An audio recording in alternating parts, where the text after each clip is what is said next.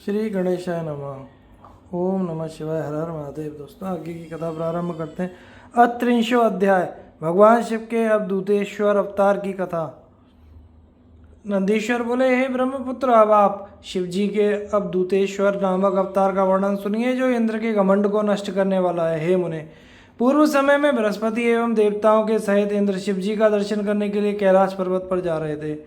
अपने दर्शन के लिए निरत चित्त वाले बृहस्पति तथा इंद्र को आते जानकर उनके भाव की परीक्षा करने के लिए नाना प्रकार की लीला करने वाले प्रभु शिव जी दिगंबर महाभीम रूप तथा जलती हुई अग्नि के समान प्रभाव वाले अवधूत के रूप में स्थित हो गए।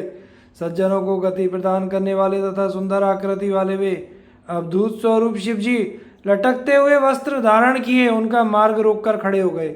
उसके बाद शिव जी के समीप जाते हुए उन बृहस्पति तथा इंद्र ने अपने मार्ग के मध्य में अद्भुत आकार वाले एक भयंकर पुरुष को देखा। हे मुने, यह देखकर अधिकार मद में चूर हुए इंद्र ने अपने मार्ग के बीच में खड़े हुए पुरुष को उसे शंकर न जानकर उससे पूछा। शक्र बोले, दिगंबर अवधूत वेश धारण किए हुए तुम कौन हो? कहाँ से आए हो और तुम्हारा क्या नाम है? तुम मुझे ठीक ठीक शीघ्र बताओ। इस समय शिव जी अपने स्थान पर हैं अथवा कहीं गए हुए हैं। मैं देवताओं और गुरु बृहस्पति को साथ लेकर उनके दर्शन हेतु जा रहा हूँ। नंदीश्वर बोले, हे सनत कुमार, इंद्र के द्वारा इस प्रकार पूछे जाने पर लीला से अवधूत देहधारी तथा अहंकार को चूर्ण करने वाले उन पुरुष रूप प्रभु शिव ने कुछ भी उत्तर नहीं दिया।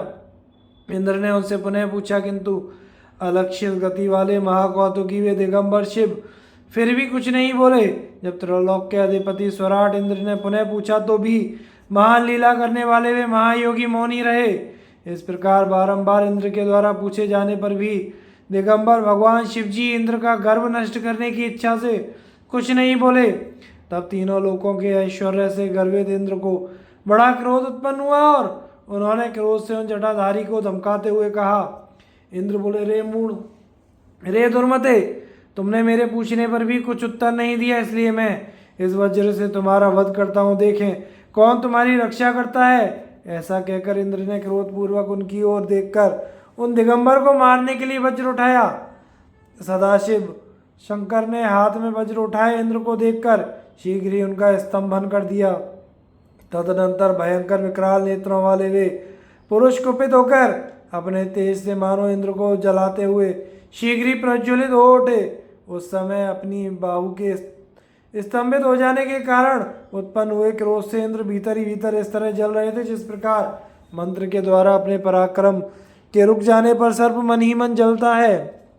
बृहस्पति ने तेज से प्रज्वलित होते हुए उन पुरुष को देखकर अपनी बुद्धि से उन्हें शिव जान लिया और शीघ्रता से उन्हें प्रणाम किया। इसके बाद उदार बुद्धि वाले वे गुरु बृहस्पति हाथ जोड़कर पुनः पृथ्वी में लेटकर दंडवत प्रणाम करके भक्ति पूर्वक शिव जी की स्तुति करने लगे। गुरु बोले, हे देवदेव, हे महादेव, हे शरणागत वत्सल, प्रसन्न होइए। हे गौरीश, हे सर्वेश्वर, आपको नमस्कार है।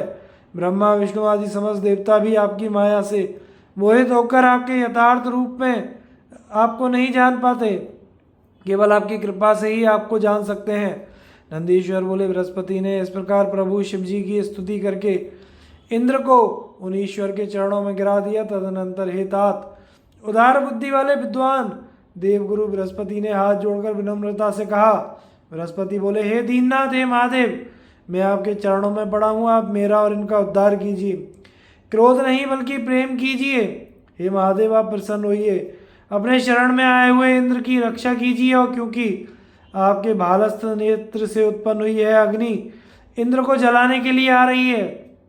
नंदीश्वर बोले, देवगुरु का यह वचन सुनकर अवधूत आकृति वाले करुणा सिंधु उत्तम लीला करने वाले उन प्रभु ने हंसते हुए कहा। अवधूत बोले, मैं क्रोध के कारण अपने नेत्र से निकलते हुए तेज को किस प्रकार धारण करूं?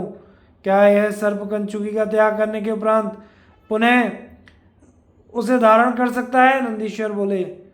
उन शंकर के इस वचन को सुनकर वैसे व्याकुल मन वाले बृहस्पति ने हाथ जोड़कर पुनः कहा। बृहस्पति बोले, हे देव, हे भगवान, भक्त सर्वदा अनुकंपा के योग्य होते हैं। शंकर, अपने भक्त वत्सल नाम को सार्थक कीजिए। हे देवेश, आप अपने इस अत्यंत उग्र तेज को किसी अन्य स्थान पर रख सकते हैं।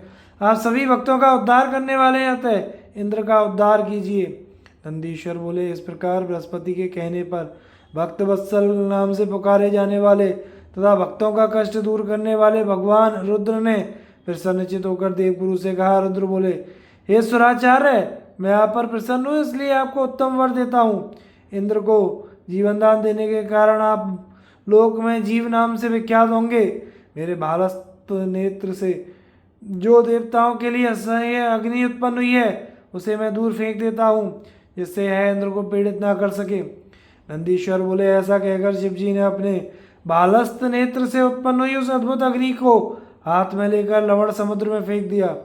तत्पश्चात शिव के भाल नेत्र से उत्पन्न वह तेज जो लवण समुद्र में फेंका गया था शीघ्र ही बालक रूप में परिणत हो गया। वही बालक समुद्र का पुत्र तथा समस्त असुरों का अधिपति होकर जलंधर नाम से विख्यात हुआ। फिर देवताओं की प्रार्थना से प्रभु शिवजी ने ही उसका वध किया।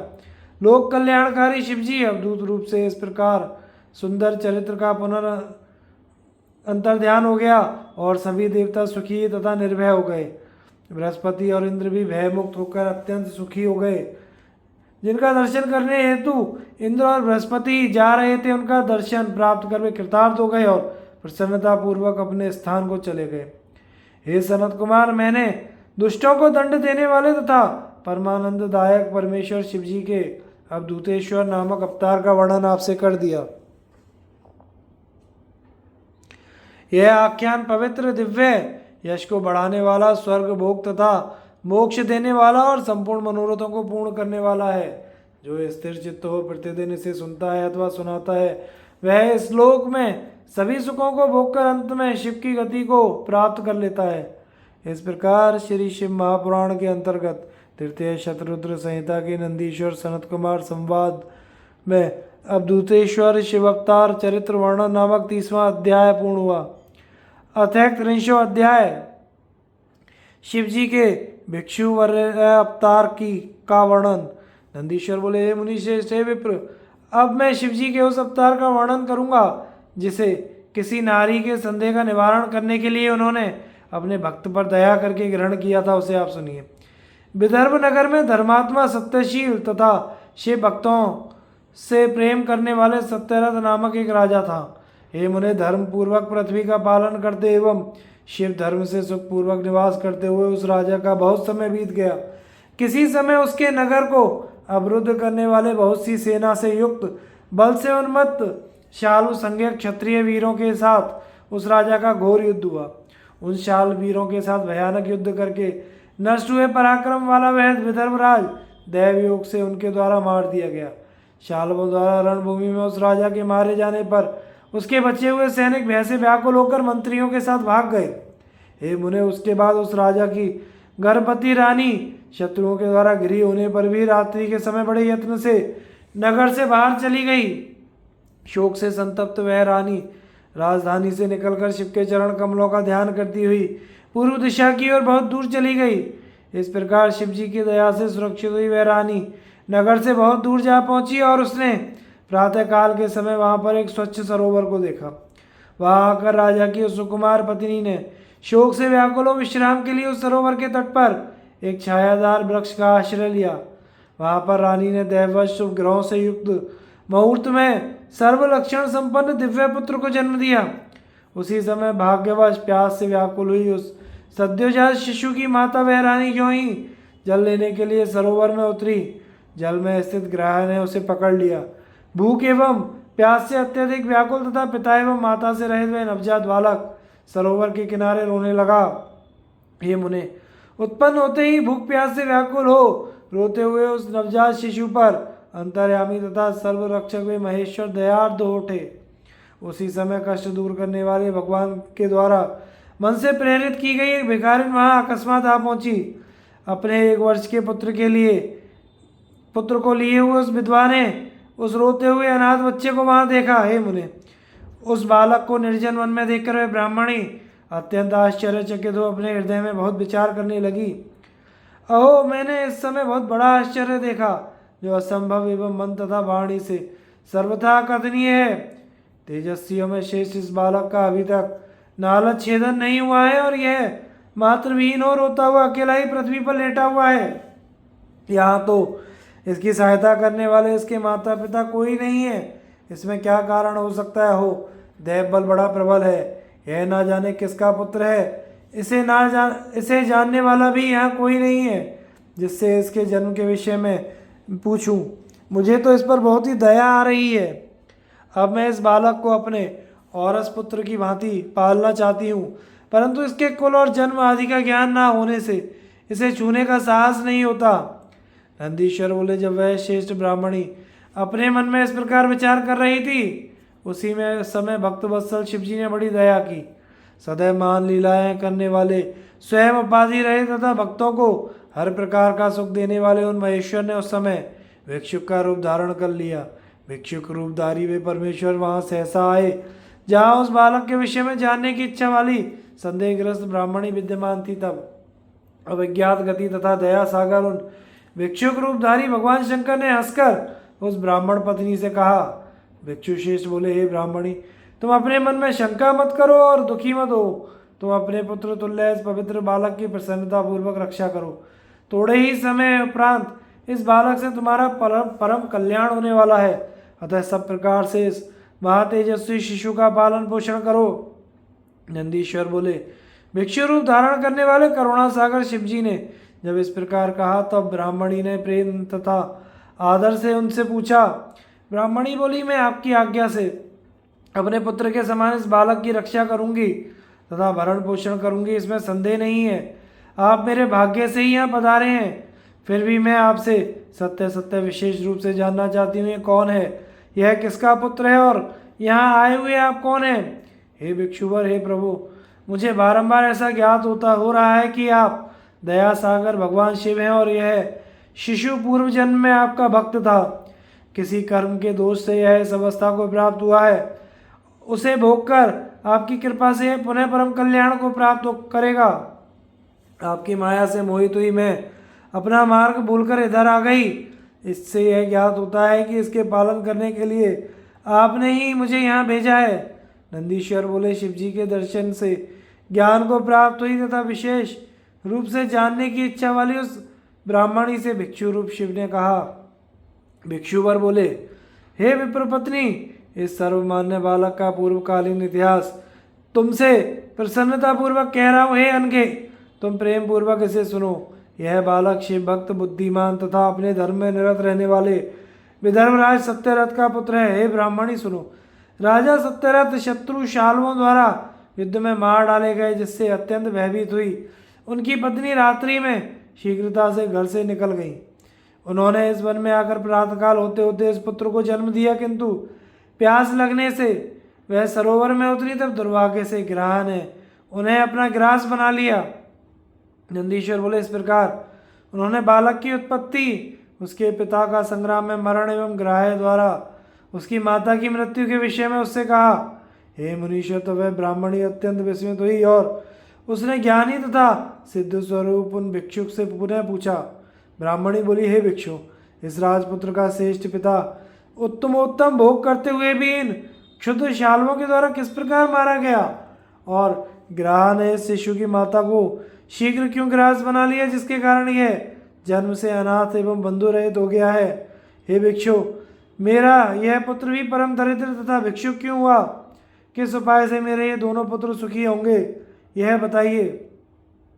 नंदीश्वर बोले, उस ब्राह्मणी का यह वचन सुनकर भिक्षुक रूपधारी उन परमेश्वर ने प्रसन्नचित्त हो हंसते हुए उससे कहा। भिक्षुवर बोले, हे विप्रपत्नी, मैं तुम्हारे सभी प्रश्नों का उत्तर विशेष रूप से दे रहा हूँ। तुम सावधान होकर इस उत्तम चरित्र को सुनो।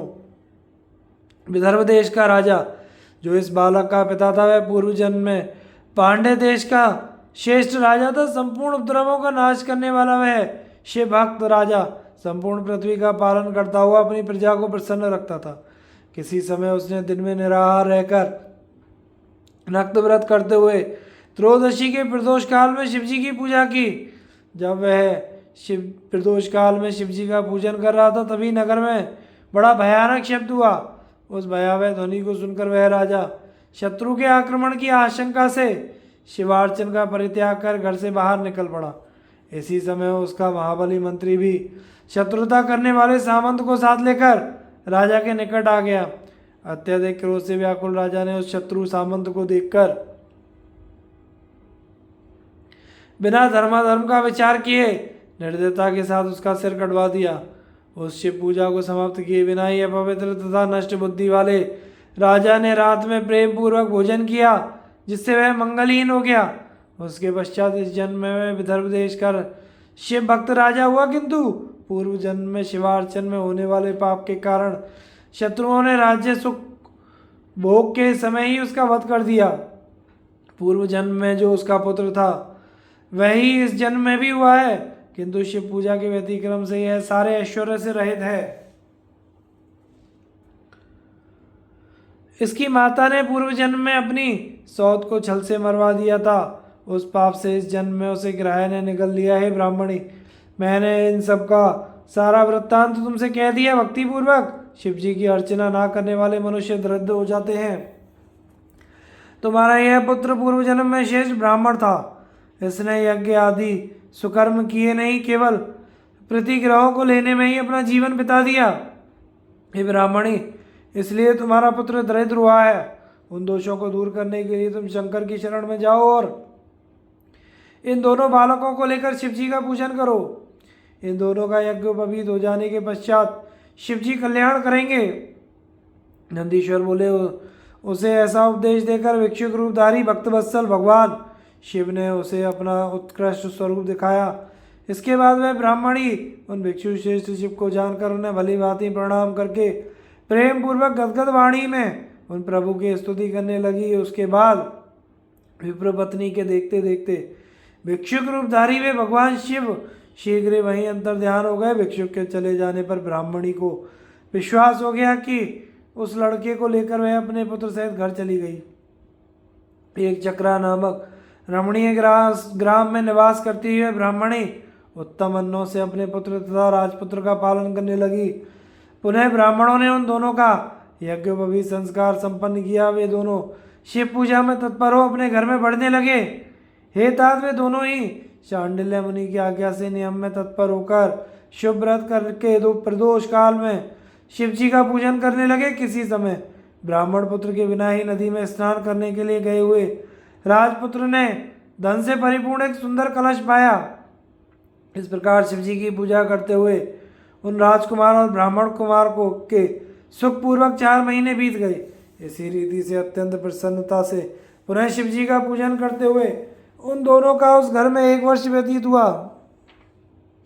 हे मुने, 1 वर्ष बीत जाने पर वह राजपुत्र एक दिन उस ब्राह्मण पुत्र के साथ सर्वव्यापक शिव की कृपा से वन प्रांत में जा पहुंचा और अकस्मात वहां पर आई हुई तथा उसके पिता द्वारा प्रदत्त गंधर्व कन्या से विवाह करके अकंटक राज्य करने लगा। जिस ब्राह्मणी ने अपने पुत्र के समान उसका पालन पोषण किया था वही उसकी माता हुई तथा वह ब्राह्मण पुत्र उसका भाई हुआ। इस प्रकार शिव जी की आराधना करके धर्मगुप्त नामक वह राजपुत्र विदर्भ नगर में उस रानी के साथ सुखोपभोग करने लगा। हे मुने, इस समय मैंने शिव जी के भिक्षु अवतार का वर्णन आपसे कर दिया जो धर्मगुप्त नामक राजपुत्र को सुख देने वाला था। यह आख्यान निष्पाप पवित्र करने वाला महान धर्म अर्थ काम तथा मोक्ष का साधन एवं संपूर्ण मनोरथों को पूर्ण करने वाला है। जो सावधान होकर इसे नित्य सुनता अथवा सुनाता है वह समस्त इच्छित भोगों को भोग कर अंत में शिवपुर को जाता है। इस प्रकार श्री शिव महापुराण के अंतर्गत 33 शत्रुद्र संहिता में भिक्षुवर्या शिवावतार चरित्र वर्णन नामक 31वां अध्याय पूर्ण हुआ। आगे की कथा का वर्णन हम अगले भाग में करेंगे। चैनल को लाइक शेयर और सब्सक्राइब करें। हर हर महादेव।